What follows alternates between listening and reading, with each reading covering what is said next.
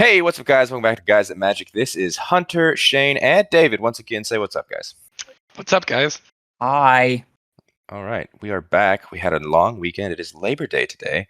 We had some spoilers over the weekend, not too many, but we combined it all in today's spoiler video with Monday because there was quite a bit spoiled.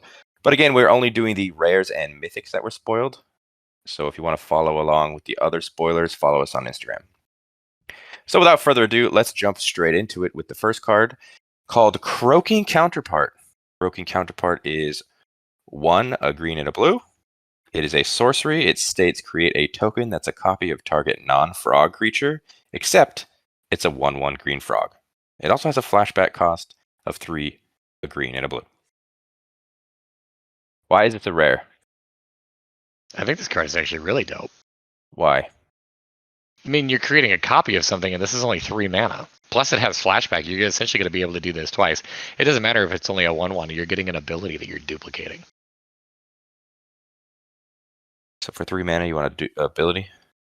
Yeah, I mean, this is you get to clone something for 3 mana, and then later on, You're not. you get to do it for 5. I get that, but still, I mean, like you can take advantage of abilities with this one. So I still like this card. I think this one is pretty powerful. I don't know what's going on in the artwork of it. Like the art itself and kind of the ability of this don't actually feel very Innistrad to me, but I think the card itself is good. It's a frog on a griff. Why? I don't know. Frog I in don't its know. sincerest form of flattery. I don't get it. What do you think of the card, Shane? I think that there's probably a way to do something crazy with it. I don't know what that would be right now, but I mean, David's not wrong. Like, you do get to have you could just like target something that has a strong ability. Maybe target something that's like an ETB or like a. I don't think there's that many landfall, but you know what I'm saying, like something like that you could take advantage of. That's probably cool. You'll never block with it. You wouldn't get the ETB though. It's not entering. Well, no, if the ETB was from other things, like let's say this was the like a 1/1 that grew every time you gained life, you would get that. Sure. I think it's also important in here too that like you don't technically have to copy something that you own. Yeah. Yeah, I know. Whatever's not a frog. Yep. So I think this card is great, unless your opponent is playing Frog Tribal, in which case it might not be as good. But yeah. All right, moving on. We have Unnatural Growth. Unnatural Growth costs 1 and 4 green. It is an enchantment. It says at the beginning of each combat, double the power and toughness of each creature you control until end of turn. Sounds pretty cool. This is dope in EDH for sure, dude, right? I feel like I feel like it's kind of weird timing. Like whenever I see something like this, I immediately think like this would be great if there were like a green devotion deck, and Theros is getting ready to leave. With the Great Henge, you mean? Well, yeah, I mean, just any kind of like devotion deck in general. And I mean, those cards are getting ready to peace out. I don't know. I look at the 4 pips in this. As far as like the card itself, it can be powerful, but 4 green pips does scare me. It kind of basically means that you're playing this in like a monocolor deck.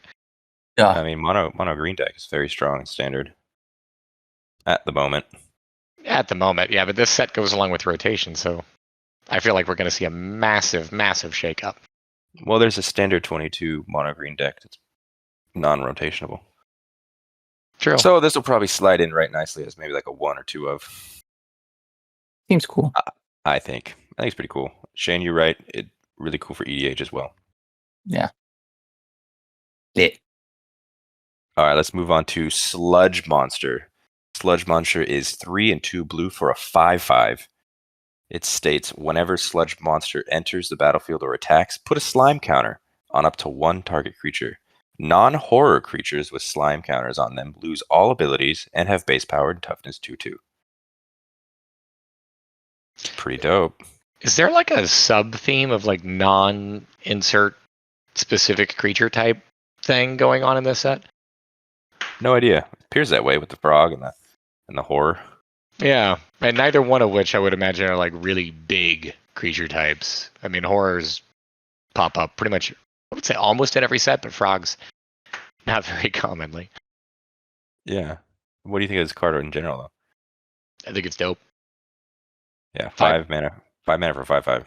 It's 5 mana for a 5/5 that's doing like Blue's new removal thing, where they create, I don't know, they change the target creature. Instead of them being able to destroy or exile or do something like that, they alter it in some way, which we're seeing a lot more of this in blue, and I don't actually think I like it, just from a color pie perspective. I think this card itself is very powerful. Dude, it's like a neutered Oko. Yeah, I wish that blue's big thing is like being able to interact with the stack, and I kind of wish they leaned. I don't know. They already obviously have leaned into that. I mean, that's kind of blue shtick. I just wish they would maybe adhere to that a little bit more rigidly. Are you teasing some other kind of big monster in the background too? It's like I a think that- crazy ass crab thing. I think that is the creature in the background. Like, I think that's supposed to be the big bad creature, and the thing that you see up front is being turned into a slime. Little sludgies, dude. You know what? Yeah, you're probably right. Yeah, I really like this card too. I think he's gonna definitely see play. It's going to be a limited bomb for sure. Oh yeah. Let's move on to Ghoulcaller's Harvest. Ghoulcaller's Harvest is a black and a green for a sorcery. It states create X 2/2 black zombie creature tokens with Decayed, where X is half the number of creature cards in your graveyard rounded up. It also has a flashback of 3, a black and a green. So, Mr. Standard 2022 guy, is there any kind of like self-mill currently? Self-mill? Yeah. Not really. I mean, I guess there's. I can only think of one black card that when it enters, you mill 2 and gain 2 life. Okay, I don't think that would be doing it. I'm curious, because if we can get enough of those, I think this card would be pretty powerful. If you're just kind of playing this in like a typical deck, though, and you maybe have like 2 or 3 creatures in the graveyard, Doesn't seem good. this isn't doing a whole lot. If you can build around this, though, this could be able to like, it could be able to make quite a few creatures for you. But Plus they also the have Decayed, flashback. though. I mean, that's fine. It's a 2/2 that dies when it attacks, though. Yeah. I still think that's fine. That's still another creature that you can push in for damage, assuming that you have enough of them or your opponent can't block. Or You can change it by putting Skeleton Swarming and Mass Nexus. Yo, and then that's they're actually all sick. Skeletons. And then they die, then they come back as skellies, dude. Even if someone doesn't block, that's a cool idea. That's a really cool idea. they're tokens, though. They are tokens. It is. Does skeleton swarming care if it's a token or not? No, but a token itself isn't going to come back. You can't recur a token. No, but you get more zombies when something dies. Oh, okay. I was misunderstanding your point. Yeah. I think I it's don't know. This is probably the one that I'm like least hyped of for all the ones that we've seen so far. Yeah, I'm not too hyped. I'm not a big fan It's cheap. of the decay It's thing. cheap though, dude. It's only 2 mana. Moving on, we have Liesa, Forgotten Archangel. She is 2 generic, 2 white, and a black for a 4/5 legendary creature angel. She has flying, she has lifelink. Whenever another non-token creature you control dies, return that card to its owner's hand at the beginning of the next end step. If a creature an opponent controls will die, exile it instead. She is pretty dope, and we will definitely feel like when we do our commander video, we will definitely talk about her more in depth. EDH, baby. What do you think, David? Just a little preview. This card is really cool, so I'll go ahead and just like lead into it now. I would want to build this as like an aristocrat style deck.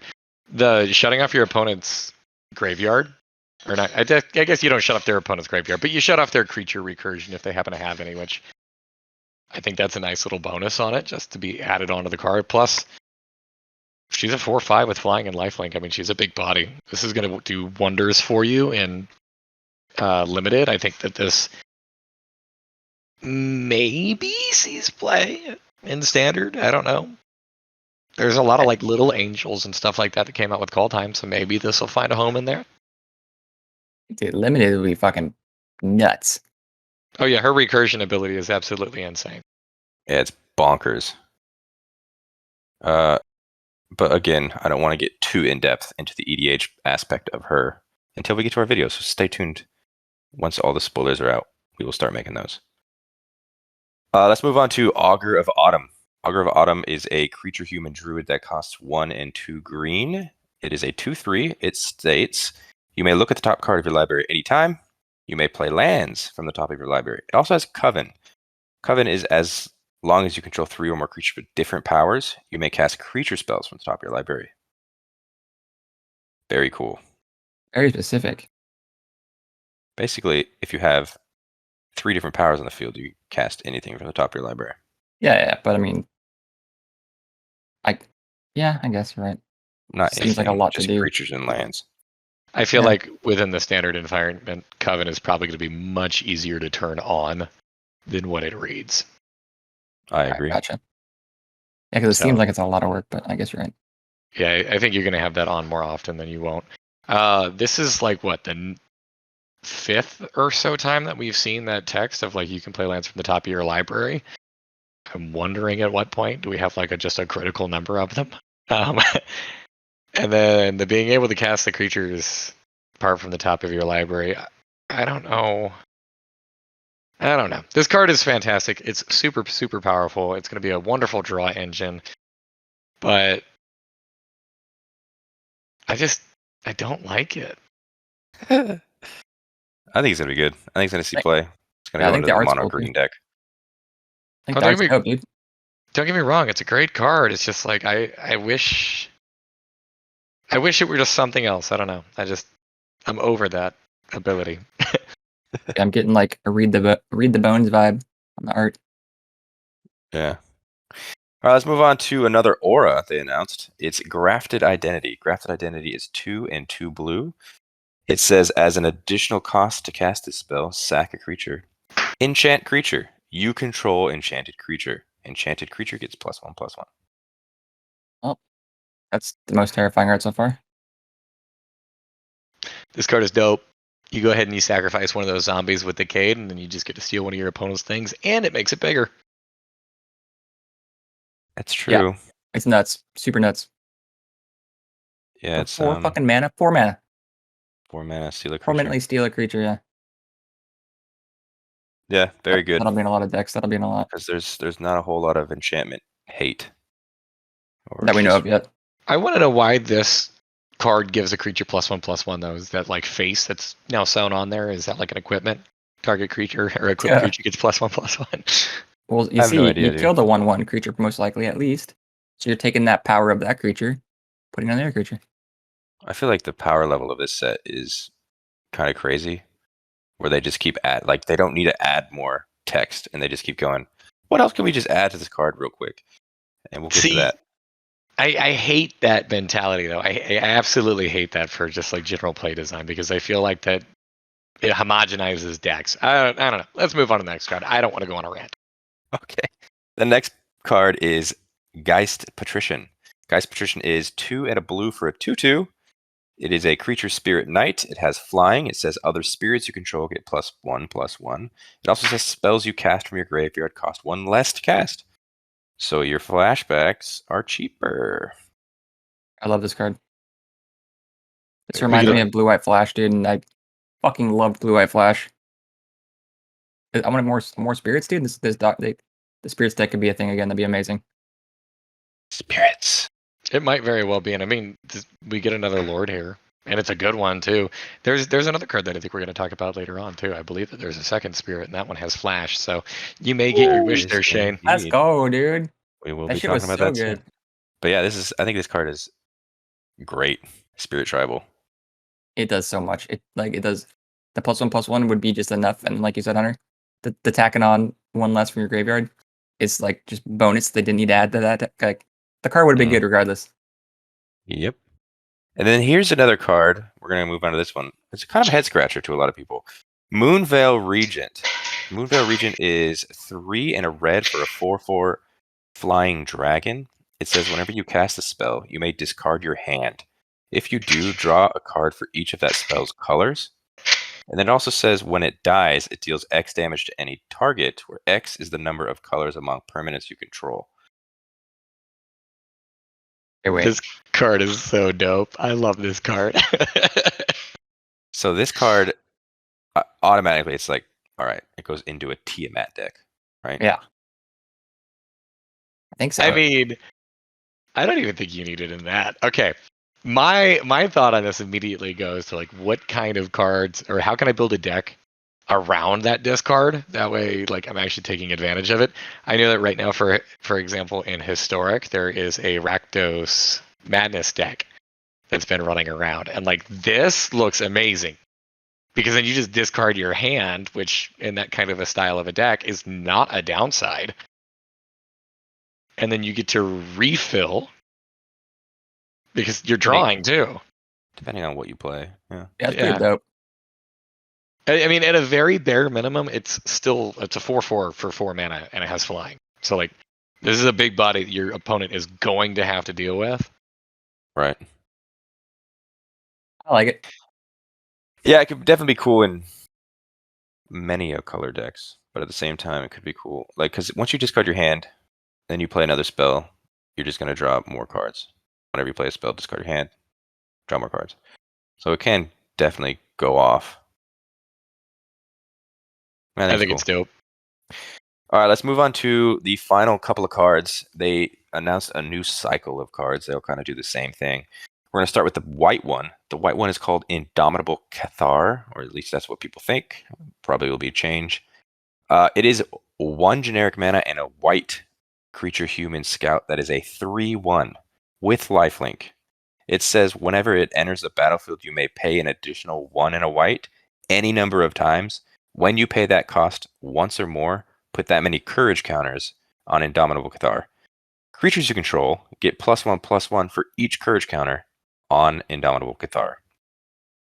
Wait, creatures? Like all your creatures? All your creatures get +1/+1 for each courage counter on this guy. Yeah. Holy shit. Like That's I said, pretty good. Do we know how accurate that translation is? The creature type on this one, human scout. Have we ever heard scout before?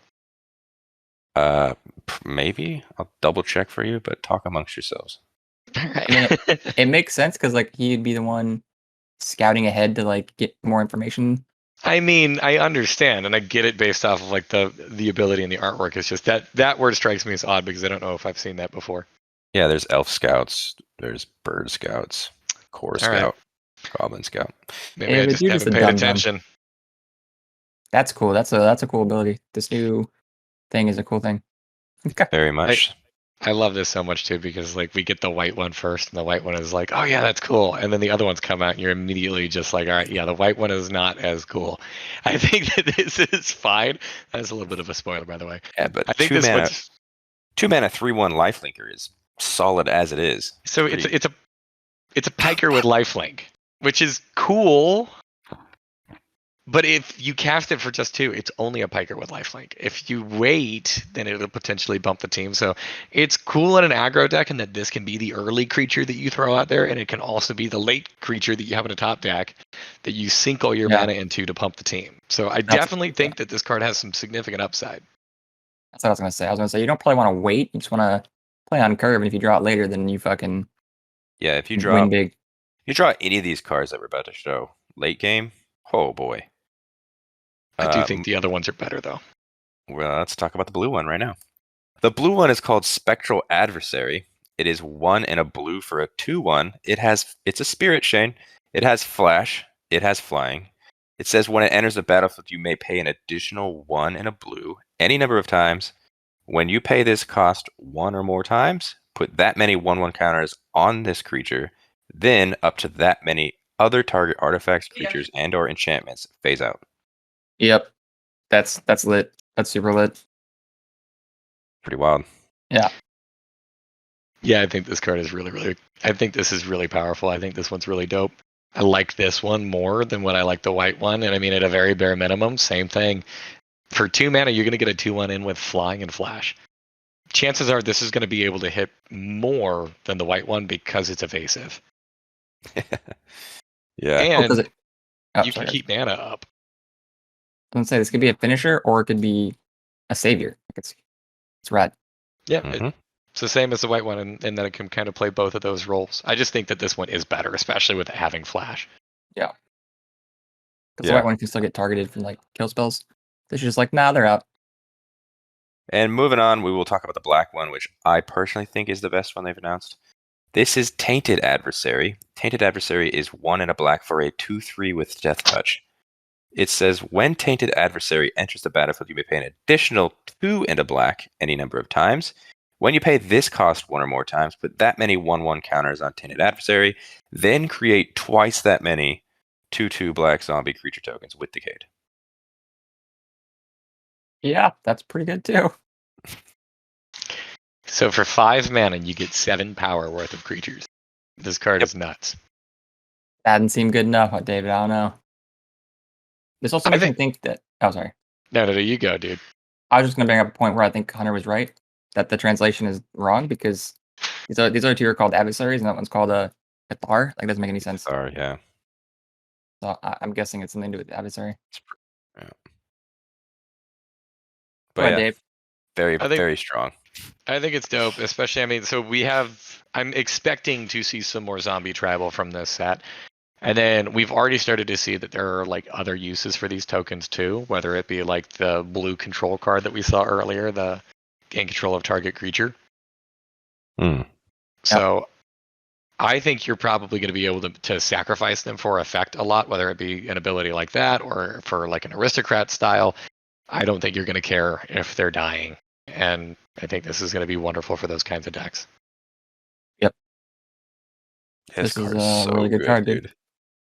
In 5 mana, you got a 3/4 with Death Touch. Even this is like in a zombie swarm deck, dude. Ooh. 2 more zombies. Ooh. It's crazy. I love imagine it. This as an EDH though, dude. Holy shit. You pump the fuck out of it and just get like, your board just explodes. Mm-hmm. When play like EDH, a super late game. And EDH, you're playing with significantly more mana. Yeah. Which means you can pump this thing by quite a bit. And I mean, you're going to just instant flood the board with all those zombies. That's rad. Granted, they're going to die, but whatever.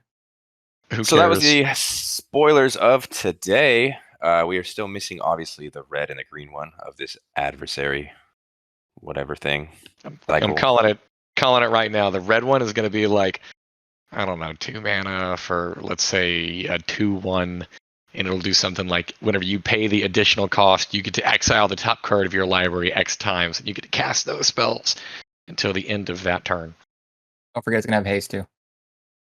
Yeah, it'll have haste. Nah. It's going to be a 1/1 with haste, dude. It's menace. Just watch. I'm calling 1/1 with haste, dude. It's going to be a haste. It's definitely going to have haste, but I'm excited. I'm excited to see what they are, because these 3 we just showed at the very end here, very powerful. And they're all rightfully so mythic. So I'm making a Spirits deck, dude. Do it. I think Spirits. Oh, fuck, these were all mythic? Holy shit. Yeah, they're all mythic. That's good. Thanks. That means they're not as pricey on Magic Arena. Yeah, seriously. Everyone's got mythic wildcards still. Yeah, I hope you guys enjoyed that video. We will be back tomorrow for another one, whatever they announce. Maybe they will do the red and the green one tomorrow. We'll see. Hit that like button, subscribe if you haven't already. Again, follow us on Instagram if you want to see all the commons and uncommons, as well as these ones that are announced every day. So we post all of them. Follow us on Twitter if you haven't already. This is Guys of Magic. Peace. Later. Bye.